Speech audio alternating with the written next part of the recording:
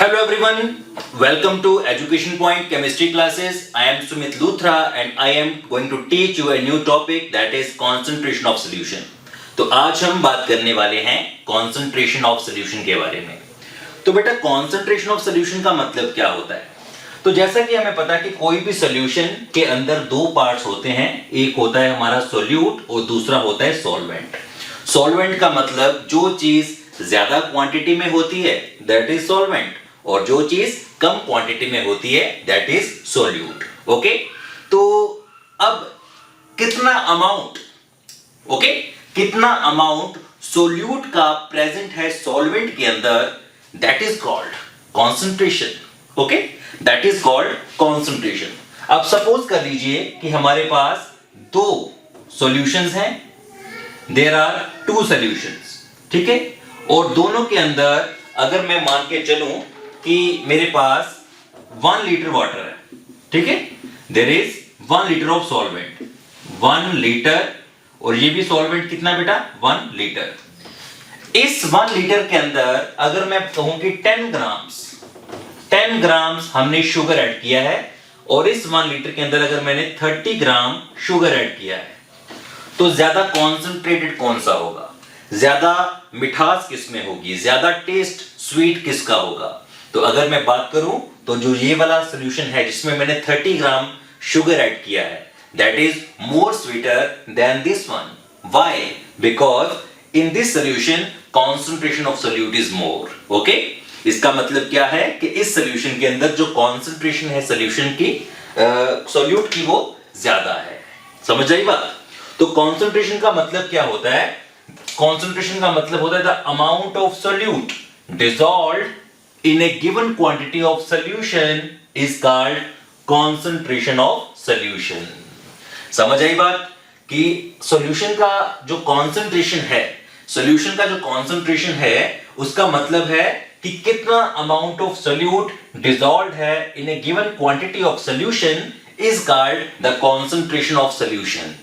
Okay, तो इसे हम कहते हैं कॉन्सेंट्रेशन ऑफ सॉल्यूशन. अगर ज्यादा सोल्यूट होगा तो ज्यादा कॉन्सेंट्रेशन होगी और अगर कम सोल्यूट होगा तो कम कॉन्सेंट्रेशन होगी.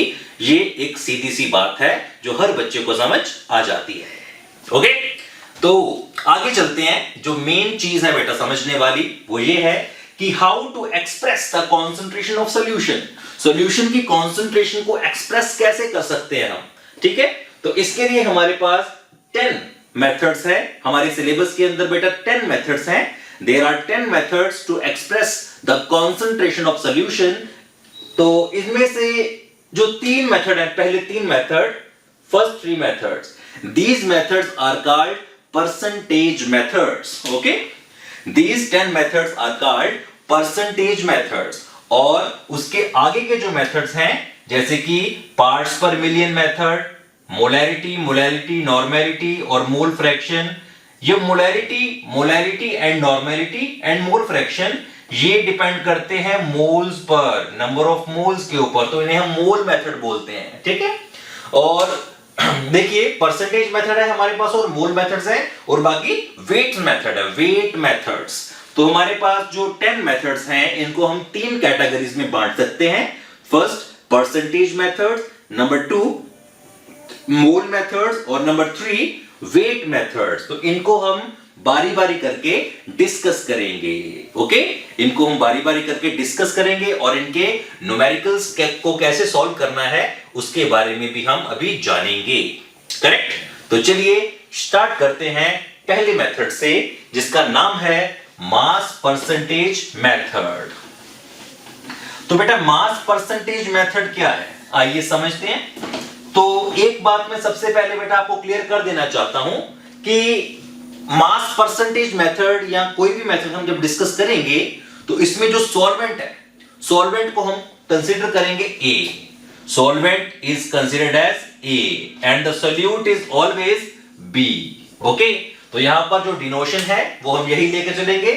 सॉल्वेंट को डिनोट करेंगे A के साथ और सोल्यूट को डिनोट करेंगे B के साथ. ओके, तो ये मेन चीज है. अब मैं आपको समझाता हूं कि इसका मतलब क्या है.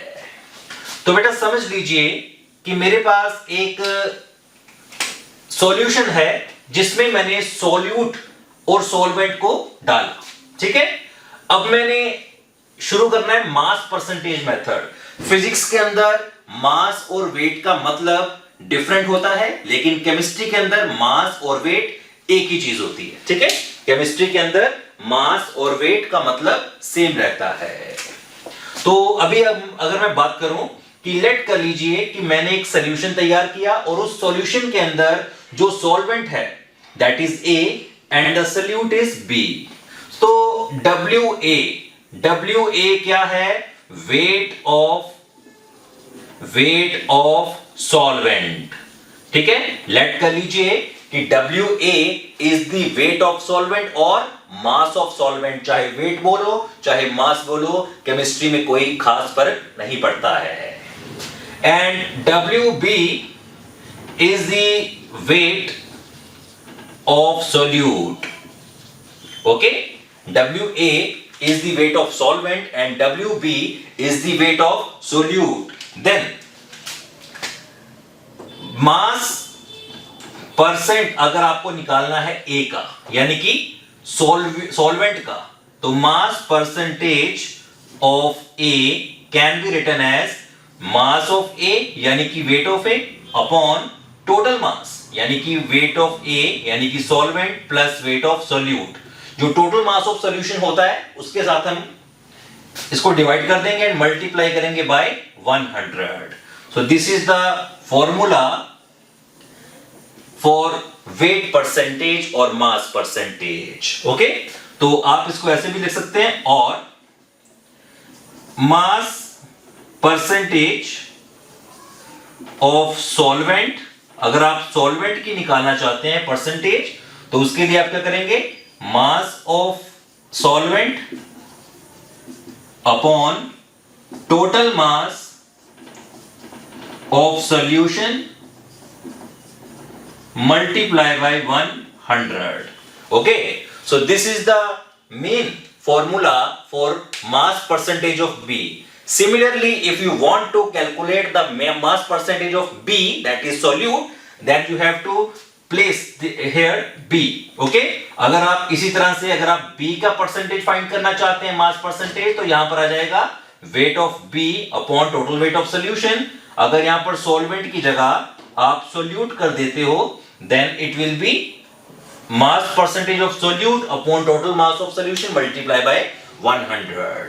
Okay, so in this way we can calculate the mass percentage of any component of the solution. Okay, तो चलिए हम इसको समझने के लिए एक न्यूमेरिकल करते हैं। ठीक है, एक न्यूमेरिकल करते हैं, और न्यूमेरिकल मतलब एग्जांपल आपके लिए। तो सपोज कर लीजिए कि हमारे पास एक सॉल्यूशन दे रखा है। ओके, हमारे पास एक सॉल्यूशन दे रखा है। न्यूमेरिकल इज कि a solution is prepared by mixing 20 gram of sugar in 80 gram of water. Calculate mass percentage of sugar. Okay, तो देखो बच्चों, हमें एक न्यूमेरिकल दे रखा है। न्यूमेरिकल में कहा गया कि a solution is prepared, एक सॉल्यूशन बनाया गया है by mixing 20 gram of sugar in 80 gram of water. Okay, तो 20 ग्राम शुगर को 80 ग्राम वाटर में डाल दिया, और अब हमें क्या पूछ रहे हैं? वो मास परसेंटेज ऑफ शुगर। हमें क्या कैलकुलेट करना है? We have to calculate mass percentage of sugar. तो चलिए कैसे कैलकुलेट करेंगे? सबसे पहले मैंने आपको बताया था कि जो सॉल्वेंट होता है उसे हम A लिखते हैं, और जो सोल्यूट होता है उसे हम B लिखते हैं। ठीक है, तो अभी मैं क्या करूंगा, हम देखेंगे कि यहां पर WA यानी कि वेट ऑफ सॉल्वेंट कितना दे रखा है उन्होंने? Weight of A is 80 gram. Okay, and weight of B that is weight of solute. Weight of solute हमें कितना दे रखा है? That is 20 gram. Okay, so now total weight, total mass या टोटल वेट ऑफ सॉल्यूशन किसके बराबर होगा बेटा? It will be WA plus WB, जिसका मतलब है 80 plus 20 grams which is equal to 100 gram. मतलब टोटल जो सोल्यूशन है वो 100 ग्राम है बेटा, 100 ग्राम है। तो अब मैं क्या करूंगा, now I will apply the formula. तो mass percentage of sugar, sugar का मतलब बी का मतलब सॉल्यूट। ओके, तो अब मैं क्या करूंगा, यहां पर wait of solute upon total weight multiply by 100, this is the formula. तो यहां पर मैं लगाऊंगा 20 अपॉन 100, ग्राम और ग्राम कैंसिल हो जाएंगे, मल्टीप्लाई बाय 100, तो ये 100 से 100 कैंसिल हो गया और 20% मेरा आंसर आ जाएगा। ठीक है, so in this way you can calculate the mass percentage of any component, चाहे वो सॉल्यूट हो चाहे वो सॉल्वेंट हो, आपको मास परसेंटेज कैलकुलेट करना इस तरीके से आएगा। ओके, इस मेथड की खास चीज क्या है कि खास चीज बेटा इस मेथड की ये है कि आपको इसमें कोई यूनिट नहीं लिखने हैं, क्योंकि इसके कोई यूनिट्स नहीं होते हैं, परसेंटेज के कोई यूनिट्स नहीं होते हैं, इसलिए ग्राम से ग्राम कैंसिल हो जाता है और इसमें कोई भी यूनिट आपके पास नहीं आने वाला है। ओके, एक तो हो गई ये बात। दूसरी बात क्या है कि इस मेथड के अंदर जो हमारा मास परसेंटेज मेथड है, इस मेथड के अंदर हमें सॉल्यूट एंड सॉल्वेंट दोनों का मास दे रखा होगा। ठीक है, दोनों का मास दे रखा होगा। और अगर मैं बात करूं हमारे सेकंड मेथड की, ठीक है, तो ये हमारा मास परसेंटेज बेटा खत्म हो चुका है। अब मैं बात करूंगा हमारे नेक्स्ट मेथड की, जिसका नाम है volume percentage method. Okay, so next method is volume percentage method.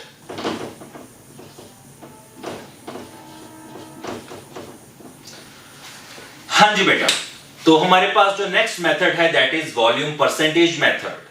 Volume percentage method में क्या होता है, आइए मैं आपको समझाता हूं।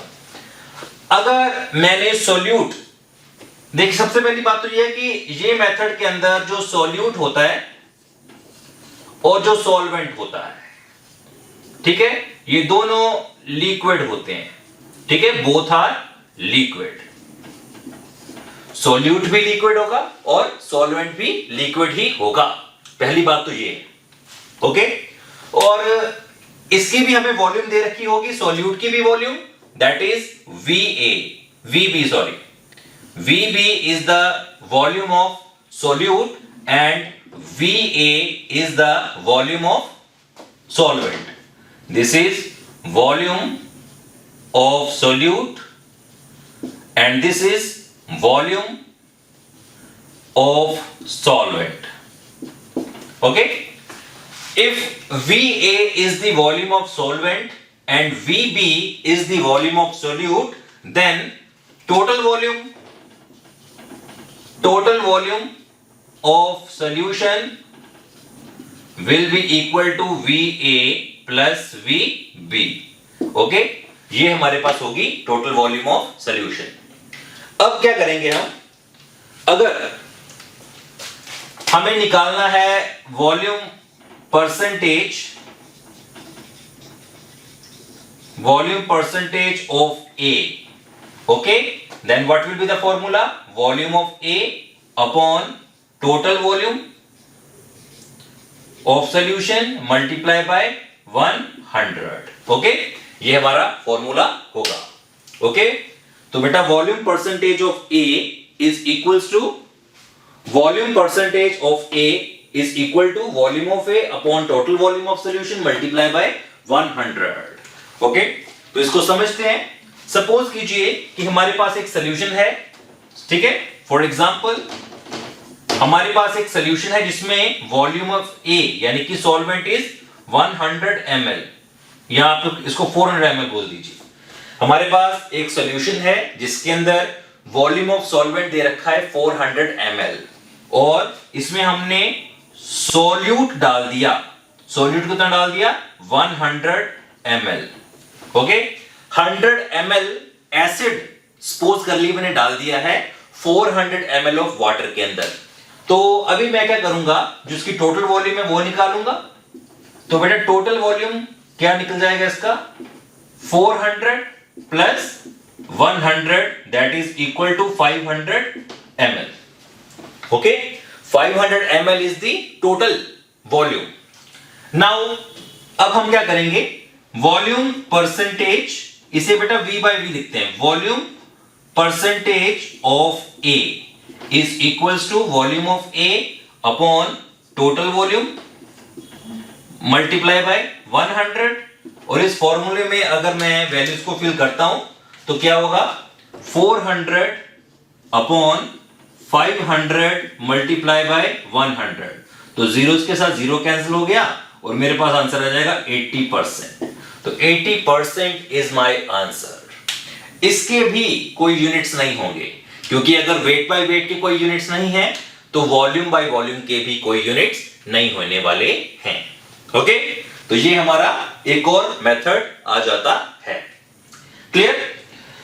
देखिए बेटा, अगर मैं पहले दो मेथड्स की बात करूं जिसमें मैंने बात की वेट परसेंटेज और मास परसेंटेज की, सॉरी वेट परसेंटेज और वॉल्यूम परसेंटेज, तो जो वॉल्यूम है वो बेटा टेम्परेचर के साथ वेरी करता है, इसलिए ये जो वॉल्यूम परसेंटेज मेथड है ये टेम्परेचर के साथ वेरी कर सकता है, जबकि मास परसेंटेज मेथड टेम्परेचर के साथ कभी वेरी नहीं करेगा। उसकी वैल्यू जो है वो वही रहेगी हर समय, कभी उसकी वैल्यू चेंज नहीं होने वाली है। आई होप कि आपको समझ आ रहा होगा। तो ये हमारे दो मेथड जो है बेटा वो कवर हो चुके हैं। अब हम बात करने वाले हैं हमारे तीसरे मेथड की।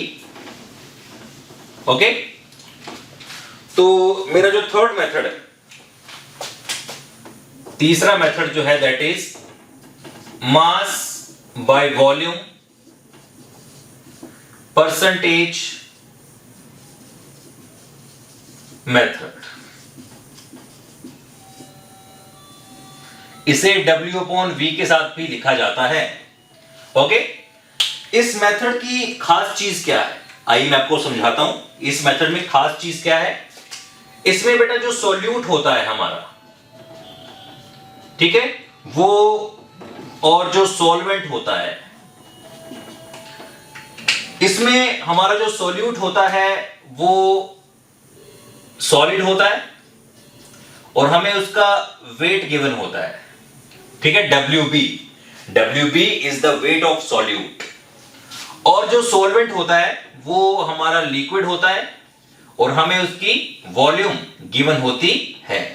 ओके, तो अब हमारे पास जो फॉर्मूला बनेगा वेट बाय वॉल्यूम परसेंटेज का, weight by volume percentage is equals to weight of solute upon volume of solvent या solution multiply by 100।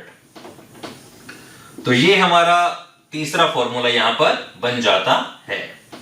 Okay, so this is the third formula for wait by volume percentage. Okay, तो ये concentration को दिखाने के लिए जो third term थी ये वो है, और इसमें ग्राम पर ml इसके यूनिट्स बनेंगे। इसकी ये होगा बेटा इन ग्राम्स, ये होगा इन ml, ठीक है।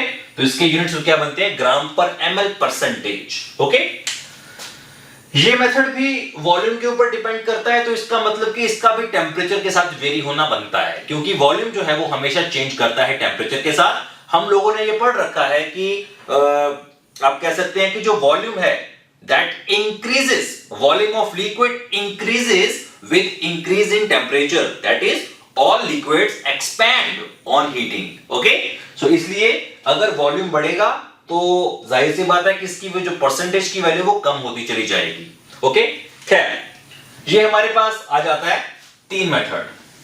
अब हम बात करने वाले हैं हमारे फोर्थ मेथड के बारे में। अब हम बात करने वाले हैं हमारे फोर्थ मेथड के बारे में, and the fourth method is parts पर मिलियन मेथड्स। ओके, इसे हम पीपीएम मेथड भी बोलते हैं। This is also called ppm method. और ये जो बेटा पीपीएम मेथड होता है ये दो तरह का होता है, ठीक है। पीपीएम मेथड दो तरह का होता है। कौन कौन सी इसकी टाइप्स हैं आइए मैं आपको सिखाता हूं। देखिए बेटा पीपीएम मेथड जो दो टाइप्स का होता है, एक होता है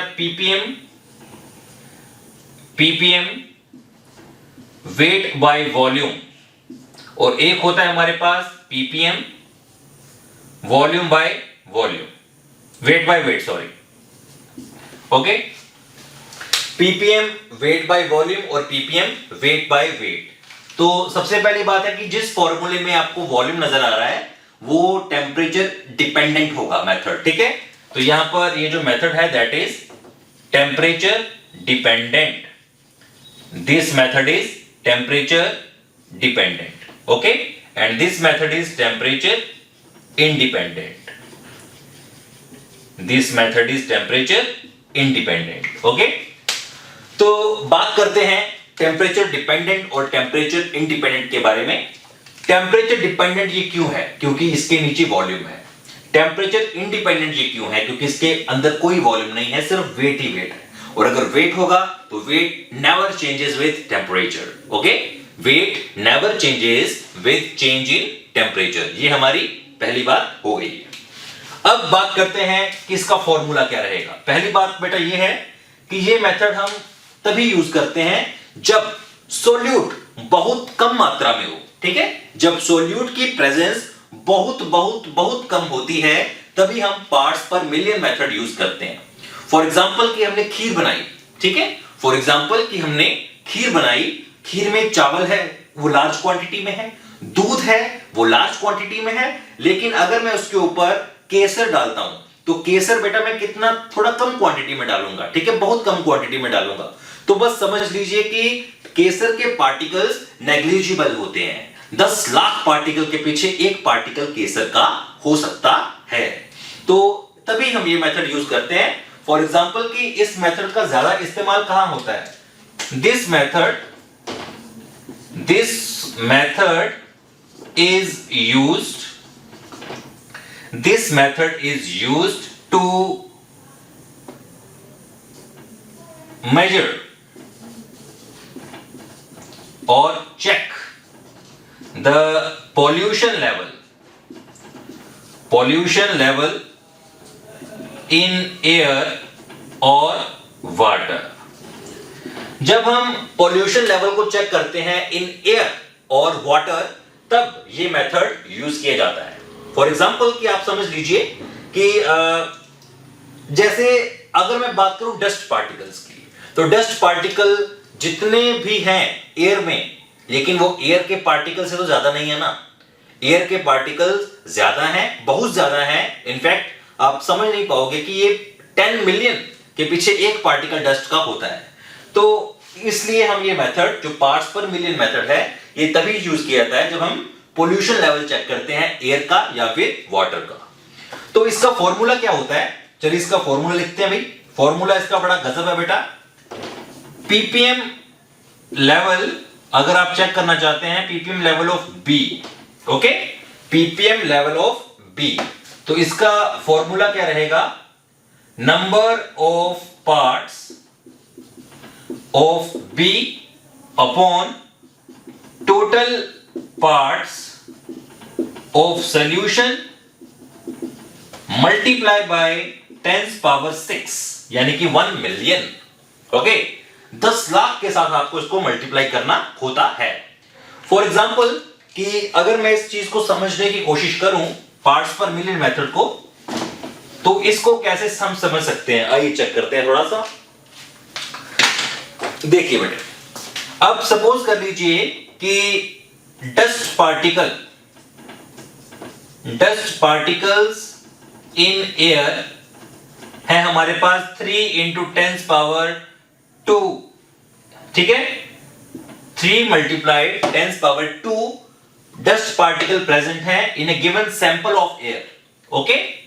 तो टोटल पार्टिकल्स इन सैंपल ये है मेरे पास 9 multiply 10 power 8, okay, 9 multiply 10 power 8। तो अब मेरे को क्या निकालना है, मेरे को निकालना है पीपीएम लेवल ऑफ एयर, ठीक है। तो अगर मैं पीपीएम लेवल निकालना चाहता हूं डस्ट पार्टिकल्स का, तो मैं कैसे निकाल सकता हूं, तो PPM level of dust particles, इसको निकालने का क्या तरीका है बेटा, तो number of parts of B यानी कि 3 multiply 10 power 2 upon total parts of solution. Total sample में कितने पार्ट थे, 9 multiply 10 power 8 multiply by 10 power 6। तो मैं क्या करूंगा अभी, ये 6 के साथ कट जाएगा, 2 हो जाएगा, और इसके बाद ये जो 2 है बेटा इसको भी मैं कट कर दूंगा, तो ये 2 और ये 2 कैंसिल हो जाएगा, ये बचेगा 1, ये बचेगा मेरे पास 3। तो मेरे पास क्या आ गया, 1/3 ppm, यहां पर 1/3 ppm मेरा आंसर होगा, ठीक है। So this is the way to solve the PPM level questions. तो पीपीएम लेवल के क्वेश्चन को आप इस तरीके से सॉल्व कर सकते हैं। आई होप कि आपको अच्छा लगा होगा। अब बात करते हैं बेटा मेन मेथड्स की। मेन मेथड्स की बात करते हैं, मेन मेथड्स की बात करते हैं।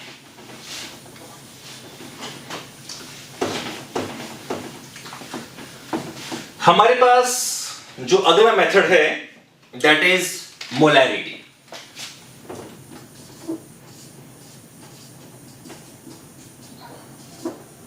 Molarity M, okay. हमारे पास जो नेक्स्ट मेथड है that is molarity. What is molarity? Molarity क्या है, आइए इसको समझने के प्रयास करते हैं। सपोज कीजिए कि मेरे पास एक सॉल्यूशन है, ठीक है, 1 लीटर सॉल्यूशन, ठीक है, 1 लीटर सॉल्यूशन है, और इसमें सोल्यूट डाला होगा, इसमें सोल्यूट होगा बेटा, ठीक है। 1 लीटर सॉल्यूशन है और उस सॉल्यूशन में सोल्यूट भी होगा और सॉल्वेंट भी होगा, सोल्यूट भी होगा और सॉल्वेंट भी होगा, ओके। तो 1 लीटर सॉल्यूशन के अंदर, 1 लीटर सॉल्यूशन के अंदर सोल्यूट के कितने मोल्स प्रेजेंट हैं, number of moles of solute present in 1 litre of solution, that is called molarity, okay. So molarity क्या है, number of moles of solute present और dissolved in 1 litre of solution is called molarity. इसे हम कहेंगे molarity बेटा, okay. तो अगर molarity की प्रॉपर डेफिनेशन देखी जाए तो इसका मतलब क्या होता है, it is the number of moles of solute dissolved पर लीटर ऑफ सॉल्यूशन, इसे m के साथ लिखा जाता है। तो बेटा number of moles of solute, number of moles of solute का क्या मतलब होता है, हम जानते हैं कि 1 मोल यानी कि जो 1 मोल होता है, 1 mole is equal to 6.023 multiply 10 power 23 particles, okay. 1 mole is equals to 6.023 multiply 10 power 23 particles, okay. तो कितने पार्टिकल्स प्रेजेंट हैं, हम एक्चुअली क्या काउंट कर रहे हैं, we are calculating the number of particles present in the solution, okay। so number of moles of solute, moles का मतलब कि कितने मोल्स प्रेजेंट हैं, ठीक है। तो चलिए इसका फॉर्मूला जो है वो जनरेट करते हैं, इसका फॉर्मूला क्या बनेगा। तो मोलैरिटी बेसिकली क्या होता है बेटा, number of moles of solute upon total volume of solution in litres, okay. This is the formula for molarity. Molarity is equal to number of moles of solute upon volume of solution in litres, तो इसको अगर मैं थोड़ा और check करता